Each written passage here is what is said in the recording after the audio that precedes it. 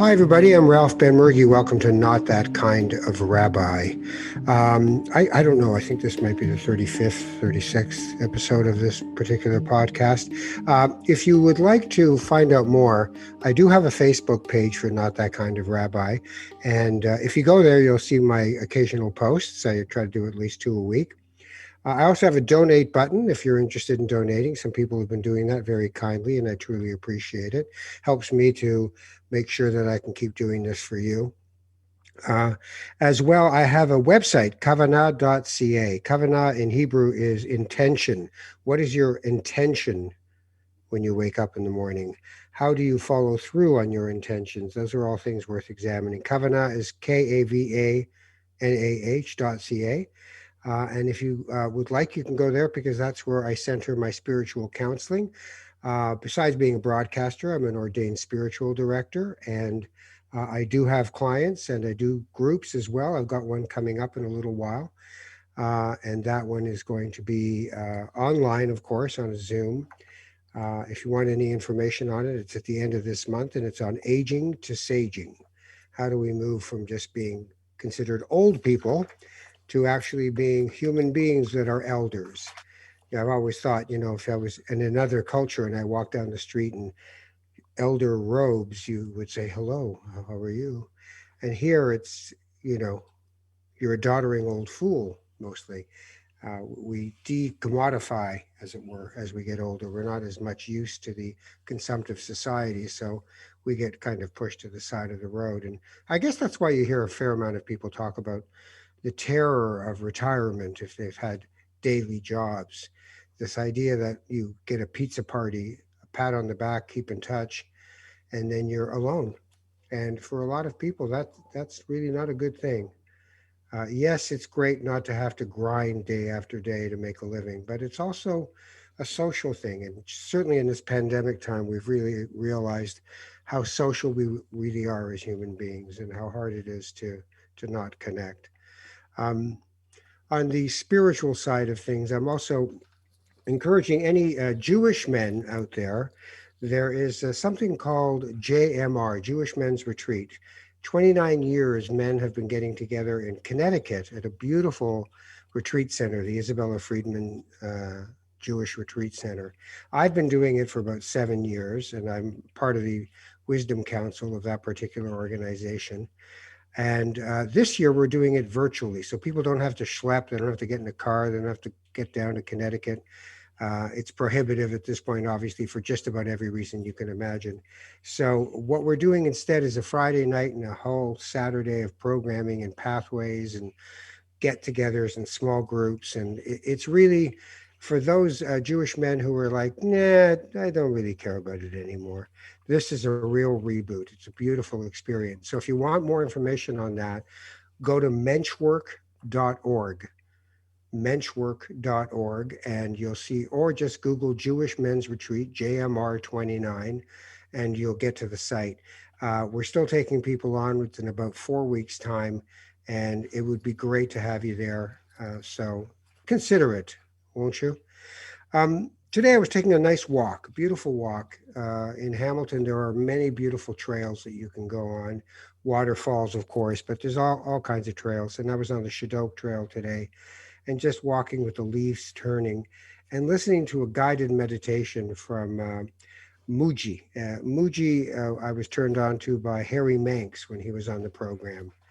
And he turned me on to the whole idea of Vedanta, Advaita Vedanta Hindu practice. And I guess the North American best exemplar of that kind of philosophy of total presence is Eckhart Tolle, who talks about power of now. He was a huge hit, about 20 years ago. He started really making a name out of that whole idea of the power of now. But really in Vedanta, the beauty of things is that there is no past and no future. There is this moment, that the past is a collage of ego constructions of who we told everybody we were and how we changed and told people we were somebody else later. And the resistance in life comes from just living in ego. What do you mean a traffic jam? Why am I in a no, you are the traffic jam. This is the isness of the situation, is that without you, there wouldn't be a traffic jam. So presence is about radical acceptance of the actual moment that we live in, and the cultivation of that through the practice of meditation and stillness is about the only way you can get there. You can't talk or think your way towards it, but it's knowing that there is a self, and then there is that ego construction that moves. All the changing, moving parts don't affect the self. And the best way I can describe that, when I was a kid, everybody who showed up from Morocco, we took them immediately to Niagara Falls. That's what immigrants do. We take people to Niagara Falls and go, look, really big waterfall. And I used to stand right at that place where you could see the water go over the edge. And I was hypnotized by it because the rock was perfectly still. It had a sense of actual moment of stillness. And the water was relentlessly changing and falling over and falling over and falling over. But there was that rock. And when you listen to the kinds of things that are on these meditations, really what they're talking about is there is a self that is eternal within us, but there is an always changing piece that we fixate on. How am I going to do? What's tomorrow going to be like? I really regret that whole relationship I had with that person for 4 years where we thought we were friends, but we weren't. So you're never here. But that rock is always there. It's the water that changes. So I really love that imagery. And if that helps at all with anybody, look up Mooji, Mooji. Harry turned me on to him, and I'm really grateful for it. My guest today on Not That Kind of Rabbi, somebody I've known because we've kind of swum in the same circles and lakes every once in a while of the cultural scene of Toronto, was always somebody who I just thought, wow, what would it be like to just actually write as beautifully as he writes, and to take everything that's happening and distill it. The power of poetry is in the distillation of human existence, of human condition, and being able to put it in a way that without my even knowing it, it touches my heart, bounces over my head and goes into my heart. And my guest is somebody who has done that to much acclaim over his professional life and has had a very rich personal life as well, with some great challenges, as we all have, but he's had some great challenges and has shared some of the wisdom that he's gotten from those challenges over the years. So I want to welcome Robert Priest to Not That Kind of Rabbi.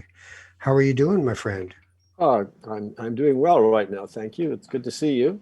It's good to see you too. We can see each other on Zoom, but they can only hear us. Right. Right.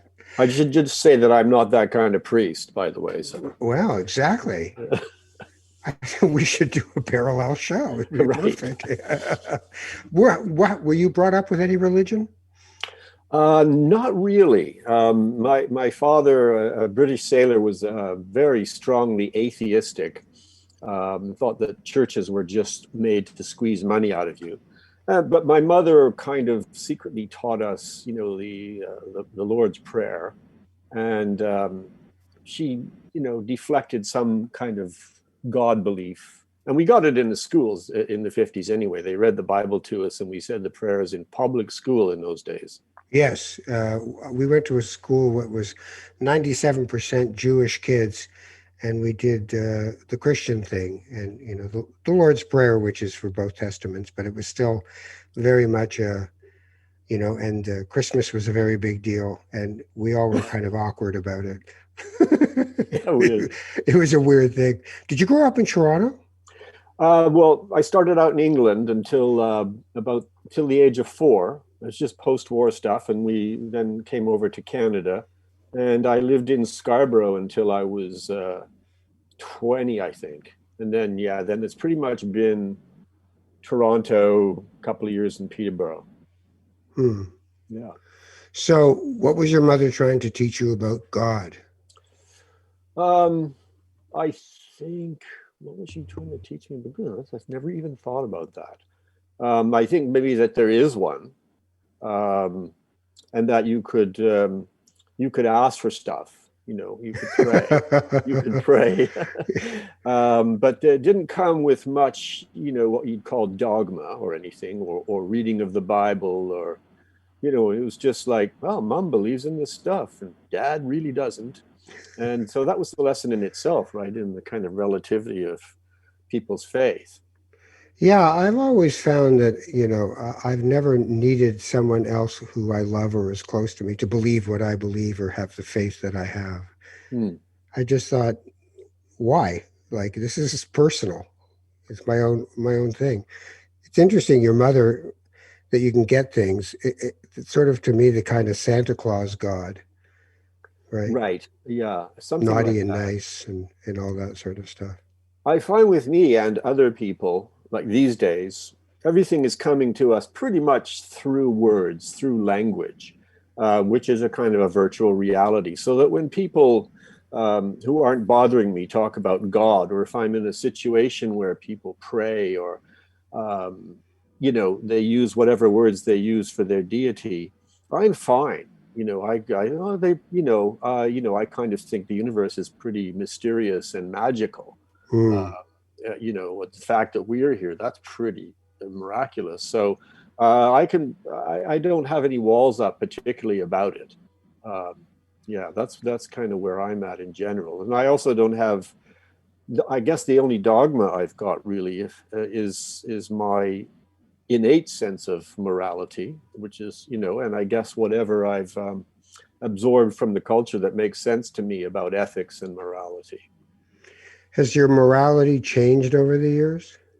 Oh yeah, oh yeah, it has. Yeah, like I told you, my dad was a British sailor, and just the end of the Second World War and up till I think 53, and my dad taught all of my brother and sister and me, if anybody bullies you, you go and get a big piece of wood, and you see where they go, and you wait around a corner, and when they go by the corner, you bash them with it.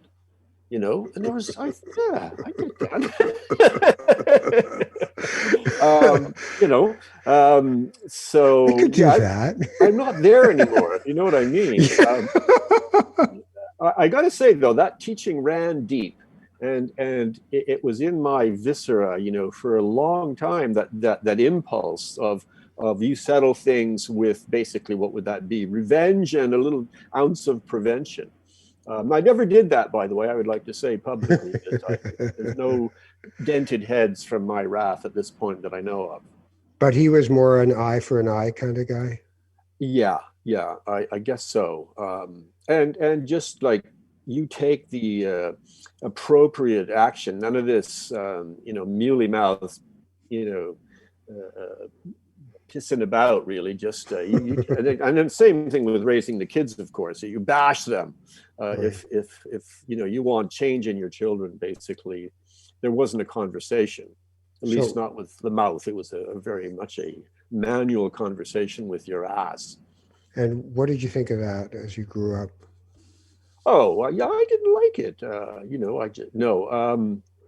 As I grew up, yeah, well, yeah, it wasn't the right way to go with a person like me, I think. I don't know. I've got that training now, right? There's certain things that have been manually administered to my being that go deep. Um, it's not how I chose to be with my children, although, I was far from perfect and far from unphysical with them. Um, yeah, I don't approve of that way of raising children, but I see kids nowadays acting up, and I just feel like, whack that kid, like it's this stuff does It's not just deep, yeah. evaporate, so No, no, I was brought up in a Mediterranean home, and there was a lot of, casual hitting. It was used as kind of grammar. yeah. What do you think you're doing? A semicolon. Okay, here comes two exclamation marks. This one's going to hurt. But I really, it really was quite detrimental to me. I was very unhappy about that border being crossed, that physical border. And Right. right, it violated, and I was quite angry with them, Hmm. and and I think it's a great triumph as parents to not do that to our kids, and yet, like you said, inside us is this thing of, if I just gave them one whack right now, that would change the conversation. But then I Yeah. just thought, no, I just can never do that. Right. And I mean, and aside from that particular method of crossing boundaries, there's definitely other other ways of going past where someone wants you to go and getting Yeah, into their being. And that was I certainly experienced some of that. And I'm certainly not talking about sexual abuse, thank God. thank God. But yeah, Yeah. I mean, whew, boy, and that sort of smother mother kind of stuff, is very much alive in the world. And I'm talking to my kids.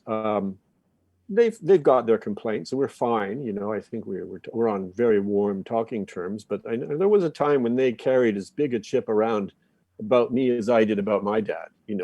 So Do you think that's inevitable? um, I I mean, don't not all know. the time, but for a lot of people. Well, for a lot of people, but I don't know for sure. I just get this from movies, but this in cultures where it's like honor your father and mother and honor Mm, your elders, which you were talking about earlier, mm, um, and maybe especially if you're the eldest son who's going to inherit everything, maybe not, or maybe not as overtly this resentment or this wanting to call people to account. So I don't know, but it's certainly in me and in our culture. And but my parents, by the way, they're 91 and 92 now, wow. and it's a different world. Yeah, it's a different world. Oh, is it ever? Yeah. When you were a young man, when you were okay, high school's finished, I'm going to move downtown. What did you think you were going to do by moving downtown? Like, did you have a mission, or were you just like, I guess I should go see what's happening? Oh, well, I knew from the time I was 8 years old that my destiny was to be a writer. It Hmm. was just totally foundational in me. It was never anything I questioned, and it was always the vector. Um, I I had I had a sort of an economics plan, which was I was good at math, so I went to University of Waterloo and studied math. I was going to get my math's degree, go into law, be a lawyer, go into politics, become Prime Minister of Canada, and then write. And I lasted 4 months at University of Waterloo, and then I got a co-op job at Honeywell Controls right back in Scarborough, right back in my parents' house, which I got thrown out of quite quickly. Um, and for a little while, I lived in a house in Scarborough where there was another guy a little older than me who was a writer, and that would just consolidated. Forget all this other stuff about finding a way to support yourself, be a writer. And it was those days, you could get unemployment insurance, and everybody was taking mescaline acid. And so, eventually I moved downtown. Really, I guess I got a job, and I loved it downtown. It was just, Young Street was just so exciting. Um, but, I lasted downtown, less than half a year before I kind of had I think, a breakdown. And wound up in a well, yeah, right. I remember this going into this first into Wellesley Hospital's psychiatric ward. Um, and it's never been clear. Was there a plan? Because at the time it was James Taylor. Okay, James Taylor was a hit, and he had been in some kind of Hmm. psychiatric place. Um, and so it was kind of cool. It was a romance to be in a psychiatric place, and you didn't have to worry about earning your living. So I thought I could do that. I could get into one of those places and write, and Hmm. I Hmm. did. I got in, but as I was perhaps putting on this display, I'm never sure. I was weeping and I was just falling apart. So you know how life is. You sometimes think you're fooling everybody, but you're just fooling yourself. But I was in there for really less than a week. And then I came out and, um, I guess I managed to go ahead. I was writing like crazy by then. I was writing a lot. And What was that week like? what was that week like? It was okay. I fell in love with a girl who had anorexia nervosa. First time I had ever heard of that. Wow. After 5 days, against my express command, they brought in my parents. And, I haven't mentioned how little my father speaks, but, and suddenly my mother got up and left me with my father. And I said, oh man, and I didn't know what to say. And I said, you never talked to me. And he said, I never had nothing to say, boy. Whew, I get a little chunk, I don't know what that meant. It meant whether it But it was a resolved anything. moment. It was a moment It was a that moment, it's a moment where you reach out finally and say what you wanted to say, and what you get back is it must have been heartbreaking. was a little heartbreaking. It was a story I could tell. It was a little Hmm. bit of bitterness in it. I would say that maybe 10 years ago, at Christmas, my dad took me aside. I want to talk to you. Oh God, what's this? And he took me sort of towards the basement. I go, oh, hope he's not going to beat me. Um, and he said, your mother's told me I was a bit rough on you as a boy. I said, yes. And tears came to his eyes, and he said, oh, I'm sorry.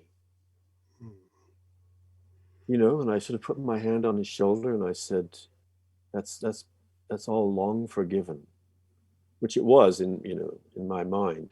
Right. Um, so that's more what we were talking about just Yeah. now, about the moment. That's a moment that is hallowed. Well, thank God he's lived long enough to say it. Yes, yeah, You yeah, for know, sure. because a lot of lives that doesn't get said, and nobody knows the better, and off we go into the next realm, and a lot of unresolved feelings for a lot of people that way. Yeah, there was healing in it. And it's not easy. I know it's not easy for a British military man to say sorry, or to let a tear fall. So I Yeah, appreciate it. I really appreciate it. yeah. I mean, as a parent, when it comes out of my mouth, I'm sorry, I realize it just wasn't on in my house when I was a kid. Parents are not to apologize, they're to be respected. Well, yeah, and that was the tenor of the times. That was the teaching of the times, really. So Yeah. yeah, I remember speaking to a friend of mine who was English, and he'd gone to a public school, posh school, and he'd been caned. They hit him with the yeah, stick. yeah, And I said, well, what was that like? And he said, well, I turned out okay. yeah, And I yeah, thought, wow, talk about internalizing brutality. Yeah, okay. I mean, I'm not yeah. going to argue it. It's what you're saying, right? I remember having that view. I remember around that time back I was talking about when I first when I came out of that first little psych ward, thinking that, well, I'm here. This is how I've arrived. I'm on my path. So I guess it was all necessary. It Um, sounds like that psych ward was almost a romantic notion. Definitely. Maybe I'm a mad writer. Maybe I'm. Yes, I'm sure there was lots of that in it. I know there was lots of that in it. And romance is big in my whole life. I need that sense of romance anyway, not necessarily, the romance of the mental patient, but the romance of writing, the romance of love, the romance of just being in this world. Did you have a notion back then that to be an artist you must be unhappy? No, no, that didn't seem right to be unhappy to me, especially when I started to read Henry Miller. And Mm, whatever we can say about Henry Miller, the downside of Henry Miller, he was a happy guy, or at least he projected great happiness, and he sort of propagandized to be happy, and that on the more than the surface, really, I had at least an intent, which you were talking about, to be happy. Um, right. you know, so no, I didn't want to be happy. I didn't need to be happy.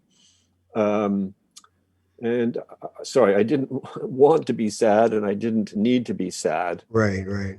and I still don't. I can write quite well when I feel good about myself. And sometimes when I'm down, I can write well. But when I'm way down, um, I'm too scared to write. You're scared. Scared, yeah, I think superstitious. When I get into that's if I, you will know that I've suffered from depression, as they put it.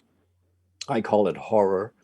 Um, I get to where um, superstition, really, the superstitious fear is not necessarily approved of superstitions coming from the culture, but like if you write something, it will happen kind of stuff. Um, uh, Hmm. I do get into circularities like that. And I don't really, have the sense of, I think, courage and honesty that one needs certainly to be a poet. So there are times when I'm away from the light, when I'm hiding and ashamed and like that. That's Yeah, part of existence too. yeah. So when you that first visit, after that, was this the beginning of the visitations of the dark horse, as it were, of the dark piece of life that would become profound depression and Um, Not really. I didn't go into my first clinical depression until I was 42. oh Um, wow, yeah, I know. I lasted a long time. Just after that, I discovered the Arthur Janov's Primal Scream, indeed, which John Lennon was on about, and he was my guy. And that was all about how you could, you had this single primal moment that had made you an unreal being in your mind, and if you could release the pain of that by screaming, by connecting with it very viscerally, you could suddenly become real again. And I got into primal therapy. Um, and I don't know that it does what he claimed it does, but it was certainly good for my voice, and it was certainly a release kind of valve. I did it for years. I met wonderful women there, one of whom I'm currently, had for decades and decades and decades have been married to. Um, but yeah, I think that gave me a kind of it gave me a worldview, certainly, that I was, everybody else was insane who wasn't doing this. And I right. was, if not fully real and sane, I knew what the hell was going on with this world, which informed my poetry as well. Yeah, I bet. So, yeah, Yeah, Arthur Janoff, Arthur Primal Janov. Scream. Yeah, Yeah. yeah. I think I did 2 sessions of that. Oh, did you? Oh, Yeah, okay. yeah, and then maybe a few more. I'm not sure, but I felt like it was so raw a thing to do that you leave that room and with no instruction on self care. You're That was it. The follow up, yeah, yeah, the surround of which is now called cognitive therapy more. right, right. Yeah, yeah, exactly. Yeah, it just felt like you can't just leave me here, like to go out into this world in this condition. Yeah, It's there's I have it's a bit of a naked feeling at that point. exactly. And well, and of course, it's not just tears and pain that one gets into. There's also a lot of anger. Yeah, yeah, So aside from walking around feeling vulnerable, a lot of times I was very angry, and whatever violent incidents I've had in my life, a lot of them happened certainly in the 20s. where I just lost it with people. So um, Bit of rageaholism. I don't know if it was rageaholism, but it was certainly lightning strikes of rage. Um, and usually they were at appropriate moments. Although, one time I thought somebody, and I was sure somebody had raped my first wife, and I was just going to talk to him. But I wound up grabbing him by the throat and, having a go at him till his face went pasty white. And I thought, what am I doing? And, you know, let him go. I apologize. I'm so sorry. But, uh, you know, that happened. That was that piece of wood your father was talking about. I guess so. I Yeah. guess so. Yeah. He I says, wouldn't okay, harm. let's get that piece of wood, Yeah. but I'm not going to use it. Oh, well, nuts. I'm using it. What about your spiritual life and growth? I mean, I'm going to assume you're not a religious person, but um, there's a lot of people who want a spiritual life. And certainly as a poet, to be able to access mystery and to be able to cultivate that in a spiritual sense, there must have been some pathway that you have had, whether it's consistent or not is irrelevant, but where's your, how would you map your spiritual self? Well, um, I'm definitely a person of the spirit. And without defining it, I have been really since my early 20s, at least. Um, I know when Shamim, my first girlfriend, dropped me when I was 16, that I prayed to Jesus to get her back. And it didn't work. And I thought, well, the hell with To that. hell with him. That doesn't work. That's And we're good friends now. match.com. We're good friends now, by the way. Jesus? Um, no, me and Ah, Shamim. oh, okay, Yes, Shamin. Okay, I yes. thought you and Jesus had made up. Uh, there's some of those teachings that I value. Mhm. I'm not a supernatural friend of Jesus, or he's not my supernatural friend, but Right, right. certainly the teachings. Um, so in early interviews that I had in my 20s, as I began to make my name as a poet, I know I described my mission as being to provoke a spiritual leap in humankind. And I meant, a leap towards, nonviolence and mutuality and those kind of values, which are still very strong in my being and my writing today. And spirit to me, for one, it meant things like school spirit. It meant what happens with a body of people who share a goal and infuse it with their enthusiasm and their chi and their belief. Um, and um, then beyond that, my sense of spirit is got a lot to do with poetry. How poetry, um, otherwise it's action and reaction out there in the universe, but when we bring a romantic sense to it, when we take it out of the prose world into the poetry world, something happens for me, that Right. infuses it with spirit, and that tends to be the uber spirit that I subscribe to and belong to. There's so much in what you just said. It's this idea that the poet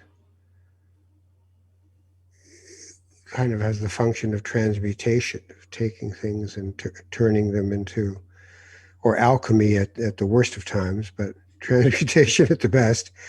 That whole notion of I mean, do you write to make sense of this existence, or do you write without intent, where um, it comes through you? it really varies. Often I write, I mean, the only intent is to follow the words.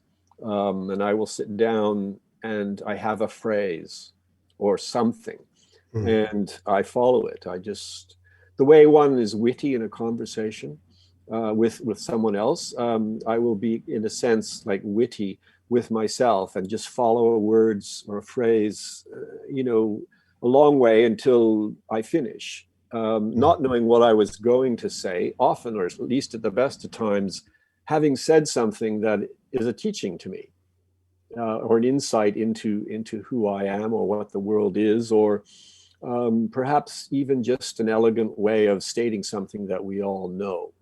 Um, Other times, I've often been hired to write stuff. Like for 2 years, I was on this kids show, Is Anybody Home? I write for children as well. And my friend Eric Rosser and I would write at least 2 songs a week based on the news for children. And that was quite educational too, to know that, okay, if I apply my focus to something deliberately, I have to say that I loved what we wrote. I think it was wonderful stuff. I'm really glad we did. So if I apply myself deliberately to something, I can quite often take it somewhere. I can get something out of it. So my intent is to write, and sometimes my intent is to write about specific things. Um, you know, we do one thing and sometimes do Yeah. the opposite, and it's yin and yang. Yeah. It's, what was that woman who did Eat, Pray, Love? Oh, Gilbert. see, I can't get past Julia Roberts, but okay, Gilbert. Elizabeth Gilbert, I think. But she said, you know, the writing isn't trying to, say something as much as it's being able to know the moment when the horse of creativity is galloping by and having the sense to get on. Ah, interesting. Yeah, I thought Um, that was good. there's that too. I have found when there is no horse galloping by, and if I have to, and I say, well, go and try, and I go and Yeah, try, yeah, I can open that door. I should say also that sometimes I get a feeling in my thighs. It's so weird. And I yeah. know a poem is coming, Huh, or a song is coming. Yeah, in your thighs. in my thighs. I know. I had to write about poetry once for a sort of a poetry magazine, and well, you get this feeling in your thighs, and they thought, nah, I don't know if that's really teaching people too much, but I tend to visceralize a lot of my, certainly of my feelings, and we all know how we visceralize trauma. So I guess I don't Yeah, know, So, yeah, but I trust that. yeah. There's a lot in somatic memory. Uh, the body holds a lot of things in it. There's Eckhart Tolle talks about the pain body Aha. that we carry around with us, Yes. and that part that's one of the major functions of ego is to protect the pain body and to keep the Uh-huh. narrative going, Oh. right? So Yeah. that, but I am this person, and it hasn't been, I am a victim, and all these things that we Oh, do, yeah. Yeah. but also that there's trauma, intergenerational trauma, For sure. right? Like your father was in, was in a place where you can get yourself killed, right? Yes. Right. Yes. Uh, and there's lots to say that we carry these things with us from generation to generation. Yeah. Even science to say that. Yeah. I Yeah. mean, I'm not much on needing science to prove things to me sometimes, like the idea that we're not allowed to call it meditation anymore. We have to call it mindfulness. And there has to be a Oh, neuroscientist who had an MRI taken of a monk. right. And you're just like, oh, for God's sake, are you doing this or not doing it? Because if you're doing it, it has its truth. There's truth to experience, right? Yes, yes, there is. For me, because I do meditate every day, and have for a number of years. But getting into it, knowing that stuff, knowing that there was science to it, because I'm tend to be skeptical, was helpful. Yeah, Yeah. But also, just talking about the intergenerational stuff. Both my parents were kids in the Second World War in Britain. So my dad was in the Blitz of London as Wow. a young man. Well, as really, I think he was 12 or 13. Was actually knocked off a bicycle by the blast of a V2 rocket. Wow. My mother's across the road from where she lived, a V2 took out a house. Unfortunately, the only Jewish people in town, Oh my which God. is horrible. But I feel certainly my mother's anxiety about the Second World War deeply. I feel the Second World War deeply. Um, I just, the subways, going down into the subways is Yeah. something that is so emotional for me. And the songs of the Second World War. So, yeah, in the sense of experience, it's not something, I'm not saying I have past lives or anything in it, but I certainly have in my cells that, the reverberations of that time. And hell, I've written an enormous amount about bombs, Oh, so really, eh? yeah, yeah. What is it So, about bombs? uh, well, I mean, it's not out of line in the sense of the world we currently live in, or being a young man in the time of the Vietnam War, or what happened in Iran and Iraq, et cetera, et cetera. What's going on currently uh, in, uh, in Africa? I can't remember the name of it. I keep forgetting. Libya, Yemen. Yemen, Yemen. I play Yemeni blues. Do you know them? Yeah. I play that nearly every day, just to try and be with the people there and the children who are starving. So, music Yeah. helps. Yeah. So yeah, so I've written, yeah, a lot about bombs, you but I've written a lot about love too. Would you like to hear a poem about? I would love it. All right, this is called "If I Didn't Love the River." If I didn't love the river, how could I say I love you? If I didn't wish for the world to thrive, if I didn't work to change minds, that wouldn't be love. I love you because I love tomorrow, and I want to keep it just a day away forever. If I saw hunger and didn't dream of a feast, if I didn't dream of children well nourished, what would nourish my love? What would my longing for peace grow fat on? My love of justice is all wound up in my love for you. It wouldn't be love if I didn't love creatures running free, if I didn't support the right of others to love. It wouldn't be love if I gave away my voice so others could add it to the mob. There has to be work to it. There has to be vision. If I didn't love the scorned, the othered, if I didn't love the children of war, how could I truly say I love anyone? When did you write that? I wrote it, I guess originally I probably wrote it about 2.5 years ago. Uh, it was a time when I was sinking into a depression. And at the time, I just thought it was pretty awful. And I put it in this sort of trash file. Now, so maybe 6 months ago, I discovered it, and I sort of edited a little bit 6 months ago. Hmm. Yeah. And then you no longer thought it was pretty awful. Was part of the pretty awful the beginning of that self-loathing of depression? Yes. Yes. Yeah. I was going into. I've had since I was 42. I've had let's see, 2 9-month depressions, kind of like bad acid trips that don't stop for 9 months.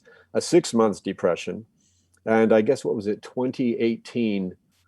Despite everything, despite being in cognitive therapy, meditation, exercise, SSRIs, I was starting to sink, and I tried my hardest not to sink, but I started to really, really, really go down. And as you said, that involves, I don't know if I would say self-loathing so much as shame, Yeah. fear, deep fear, um, and aversion to life itself. Um, and I stopped eating. Um, I lost 60 pounds, And there began to be fear for my life, so I wound up in for a little while in Michael Garron Hospital for a couple of months, and then I was a year in Baycrest geriatric unit. Um, Wow. yeah, where A I was year. a year. So I was 14 months in all in the two hospitals, not much of which I remember. Um, they, I mean, they tried all the standard, uh, cocktails of drugs on me, but I remained disconnected, circular into myself, just um, and frightened and horrified by this world, and often with a feeling of being an alien, um, more or less literally, that I'd been beamed here accidentally into this horrible world. Um, yeah, so I was there, yeah, for 14 months. So if your wife came to see you, if That was good. I wanted her to stay. I wanted to cling to her. It was okay if she would just be around. Um, but she was holding down the fortress here.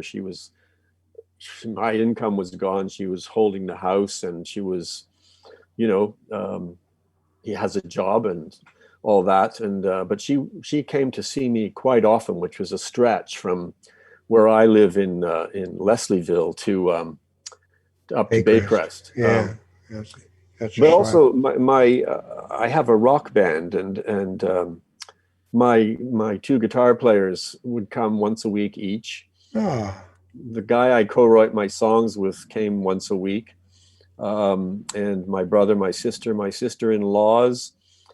So I actually had lots of visitations, isn't and that wonderful? isn't it? And they took me for walks, and My they God, were they must have been terrified for you.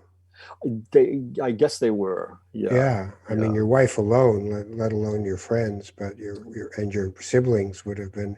There's that moment you're talking about at the beginning of it where you tried to fight it, and it just reminded me, unfortunately, of those incredibly cheesy Tarzan movies where somebody would fall into the quicksand and they couldn't get out. Yes, yes. Doesn't that stick with you? Yeah, Yeah, really. yeah, that was the the grim fairy tale of our particular generation. Yes, yeah. Was don't go out there, son. You something will make you sink and you won't be able to get out. But I actually thought about that inexorable pull and how I'm not someone who has so far suffered clinical depression. And a friend of mine said recently that it's not about sadness.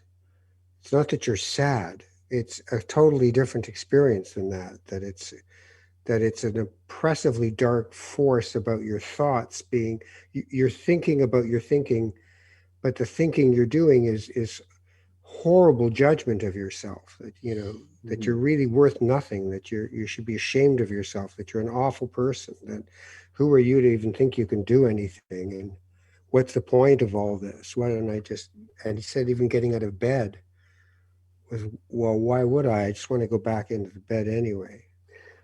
Well, a lot of that is pretty consistent with how I would describe it. Um, I got to say, though, I never didn't love my poetry.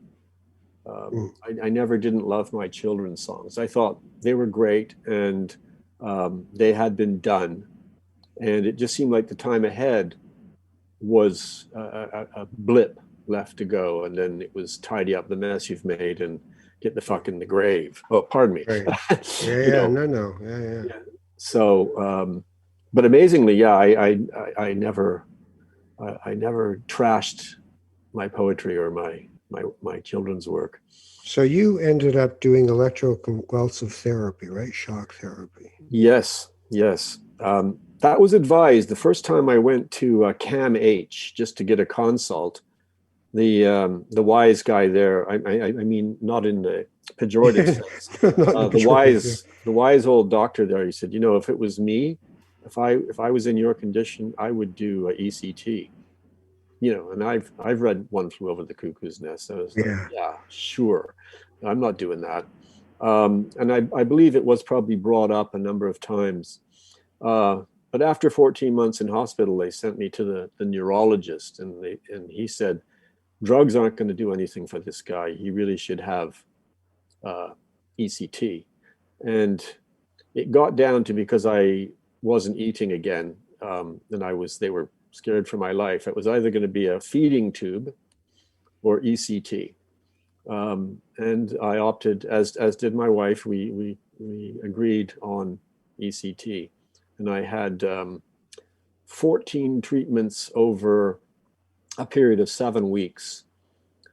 Great jolts of electricity being shot through the hemispheres of your brain. Were you conscious for those? No, or sort of technically, maybe, but they give you that drug that makes you forget. So you're relaxed, you're super relaxed. So it's not your back arches up and all that stuff. I think it kind of goes through you better.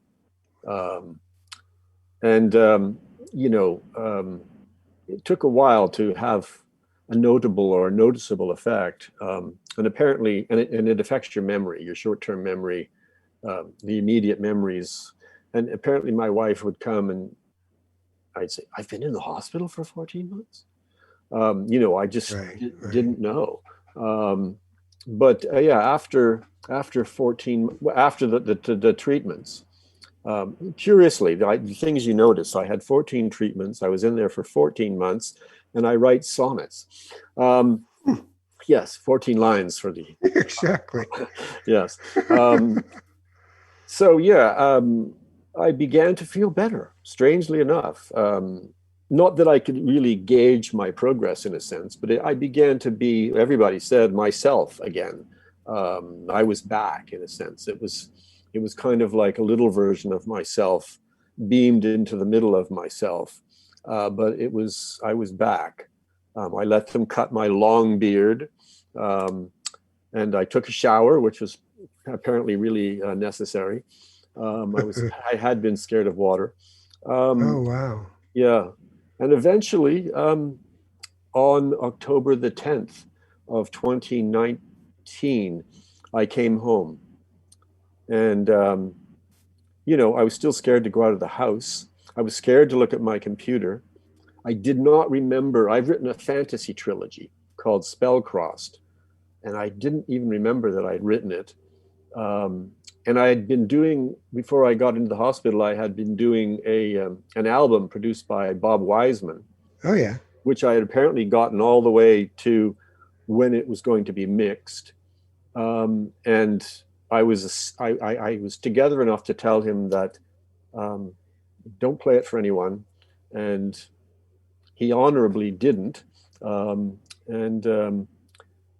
So yeah, I got in. I started, eventually I started to exercise rigorously at home, aerobics. I currently do 50 squats, 80 stride jumps, and 33 wall push-ups a day, plus long walks. I eat well. I've gained a lot of my weight back. And I began to just extend my journeys out of the house, often walking with Marcia, my wife. So I gradually sort of gravitated back. I had some setbacks, but I'm doing therapy still, and I'm on an SSRI still. Right. But I gradually began to feel better, and the memories started to come back. Yeah. Did you read your trilogy again? Well, very interesting. Eventually I did. I was scared to. It's just a superstitious thing. And I know that my depressed opinion of it was that it was a terrible failure and an embarrassment to me. But I thought, you know what, because memories can be triggered, and I had about 2 years blocked out, I should say, of my memories. I thought, why not just, since I don't remember the story at all, why not open the third book and just have a look and see if it triggers any memories? And I started to read the thing, and I loved it. It was captivating. It was beautifully written.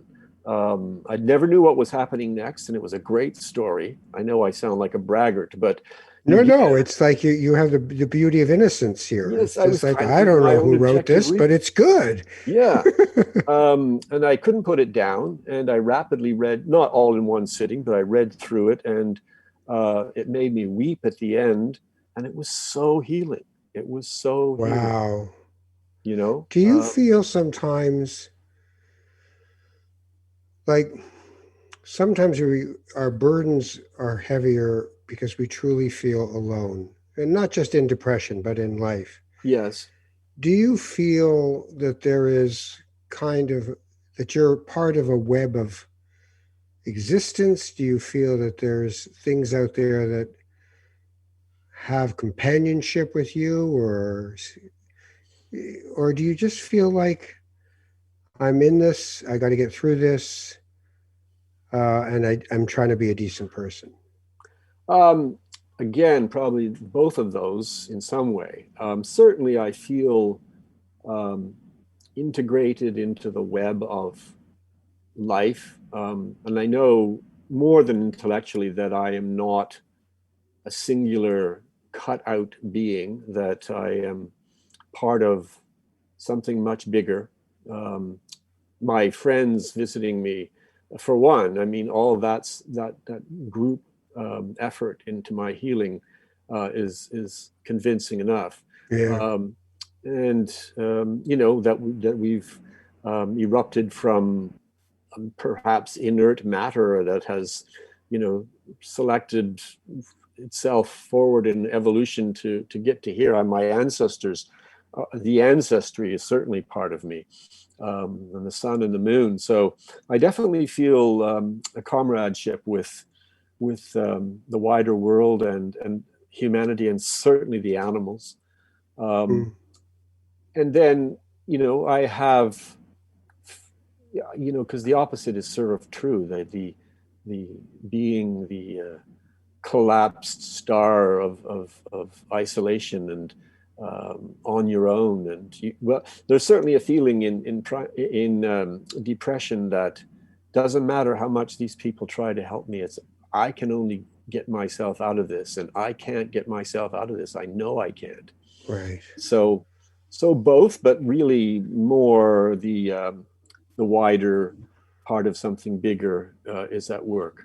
Yeah, because I would imagine as a writer and a poet and a novelist that there has to be some finding your way back to awe and wonder. Yeah. It can't Yes. just be a gig, Right. It's right? not just a gig. No, Yeah. no. So, yeah, that's awe is with me. Wonder is with me. Love too. Yeah. Well, the whole idea of everyone who came to see you all the time. I mean, people, it's interesting in organized religion, there are constructs to make sure that that happens. So in Judaism, if someone you know isn't well, you're compelled to go and see them. It's not, I'd like to go see them, it's you have to go see them. So my Mm, dad would come home after a day of work, working as a nursing assistant at Sunnybrook Hospital or the Lambert Lodge retirement home, the places he worked. Good union man, and he'd have his dinner and he'd be tired, and then he'd go and get his coat. And I'd say, well, "Where are you going?" Mr. Ben, whatever, because every Moroccan is named Ben yes. something. Mr. Ben Dayan is not feeling well. I have to go. I got to go to the hospital. And he'd go. Middle of winter, he'd go and he'd just sit there with them for 40 minutes, half an hour, whatever it was. Mm, See a couple of other Moroccans who'd shown up, and then he'd leave. He didn't have to try. He wasn't there for a pep talk. He wasn't. He was just bearing witness and being with the person. And I thought that's a lovely thing, that being obligated, that there's mhm. obligation is something that we tend to look upon as a shackle. And yet obligation gives structure to caring and love and kindness too, Mhm. you know? Yeah.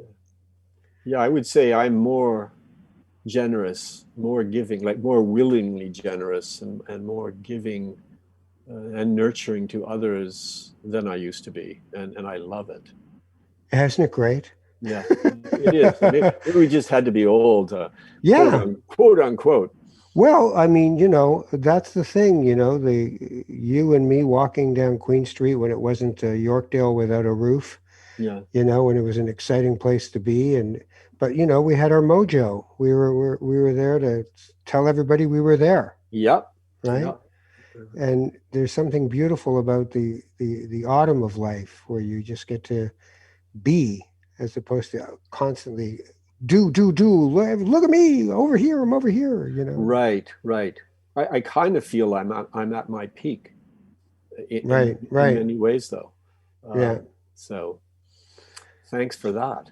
Yeah. So now, now when you look forward, do you look with trepidation or do you look with a mix of hope and trepidation or Um, well, I certainly have hope, which I didn't have when I was sick. Um, and I tend to nip the old trepidation in the bud if I can. I mean, the sober truth of it is that we all don't live forever. And I know that. And I don't like thinking too much about winding up in an extended care facility. That kind of stuff is just right? doesn't improve my mood for some reason. Uh, but I do have hope. To put it mildly, I can often be so exuberant, and the hope, in terms of just my forward progress as an artist, makes me um, make contacts and promote myself and take chances to move forward in ways that you just don't do when you don't have hope. So hope is very it's a great lubrication of the gears here, and boy, am I ever glad to have it. I bet. So, in the end, does it matter if there's a God? Does God have anything to do with the journey? Um, well, in my sense of God, which is sort of kind of like the magical universe or magic, Mm. um, yeah, yeah, for sure. It has a lot. Like Kurt Vonnegut said it's just a gravel pit out there, meaning the universe, and it certainly keeps it from being a gravel pit, and it certainly gives it the romance that life that needs. Mm. Um, so you know, um, call it what you will, um, but we need it. Yeah, yeah. Whether we think of it or not is the way I often think about it. It is. I mean, Vonnegut, who I loved growing up, uh, had more of a cynical eye than I have. I find I'm more of a hopeful person about this little experiment we're in, of being alive. And so Stephen Jenkinson wrote a book called Die Wise, and he said, life is not the human lifespan. Hmm, The human lifespan is the opportunity for a moment to be part of life. That, nice. yeah, I love that because we get so involved in it's like the old film festival joke or the guy at the front table at the party go yelling out, "Who am I?" You know, I did the insurance on this film. It's just like, okay, all right. And we do seem to have a wiser self, which is something I've learned from the sort of slightly Buddhist oriented therapy. You were talking earlier about how we might easily tend to identify with our victimized self, our Mm, done to self, our pain body. Um, but I certainly learning to bring my attention to this, wise self that is also part of my being, and that really helps to relativize um, how much I can add the gravity to the downside of stuff. yeah, and there, to me, I think I was speaking about this at the beginning. There is a true self that is not subject to the winds of constant change, which is what life can be. Mm. There is a true self, and that if one comes, so the difference being, and I've spoken about this on the podcast before, the I am Robert Priest, or I am. Mm. There's a difference, because the Robert Priest part, or the Ralph Benmergui part, becomes the part that we've spent our life, in constant renovation of, Mm. right? Yeah. Always sort of puttering around trying to fix up, the sagging eavesdrops of who we are. But the true self is what is attached to that life flow, that creation Mm. flow of the universe, that is constant, and that you are a part. You are the molecular piece of. Mm. The little moment of stardust that it becomes the spark of you. It is not, doesn't die. It moves, but it is a true self. So Mm. I've been meditating on that lately more. That while I'm taking a walk, I can either employ my ego, which is a form of resistance to what is, or I can just be with what is. And if I'm with what is, then I'm able to actually activate the that rock where the water comes over it, where the waterfall Uh-huh. falls, right? Yes. The waterfall is all of the event, and this and the that, and I see. the breakfast, and and but the rock is the true self that that is there. And just seeing the dissonance of that, I'm looking at something that isn't moving through something that is relentlessly moving, Mm-hmm. right? So Yeah. yeah, the circumstances of life can distract you from the actual self that you are, Mm-hmm. right? Yeah. So I find that part interesting. Well, my Yeah. friend, I'm very happy that you have that you took that advice, and I'm assuming that ECT is not, it's not the flavor of the month. It's not the politically correct thing to do. Right. Would you suggest to people that they take it a little more seriously? Um, I'm comfortable giving my story, and I know that it's not everybody's story, that some people don't get a good effect from it, and have a memory deficit anyway. But I know that right now there is a move on to ban it, which is partly why I've chosen to speak about it. But the statistics on it are excellent, which is that your likelihood of getting better, or improving, are about 70% with ECT, and they're about 29% with drugs. What they are, if going into the forest with a shaman, I'm not sure. Like there's many ways of Yeah, but of those two choices, um, that's the statistics. But I posted something on my Facebook page, and a lot of people chimed in, and there were definitely people there. It was almost equal, I think, on people who had benefit from it and people who hadn't. But I do think it would be a shame to take away the choice. I think it yeah, ought to still be something in the bag of tricks that, when you really get to it, might be an option. yeah. I hear you. Yeah, I Yeah, don't want to yeah. do it again, though. Right. But on the other hand, here we are, Yes, yeah, right? And we may not have been here right now. So right, exactly. I'm glad that you're here. Yeah, me Good too. thing. Me too. I'm glad to be alive. I bet you are, and I bet your family is glad to see you doing what was it, 50 squats or 100 squats? 50 squats, 80 Yeah. stride jumps. My God, man. I got good knees, let's face it. Yeah, exactly. You're rocking the knee thing. I don't know if I could do that. I want to thank you for your time. I like to give people a bit of a blessing when I'm finished with the conversation. I'd like to bless your father for telling you he's sorry.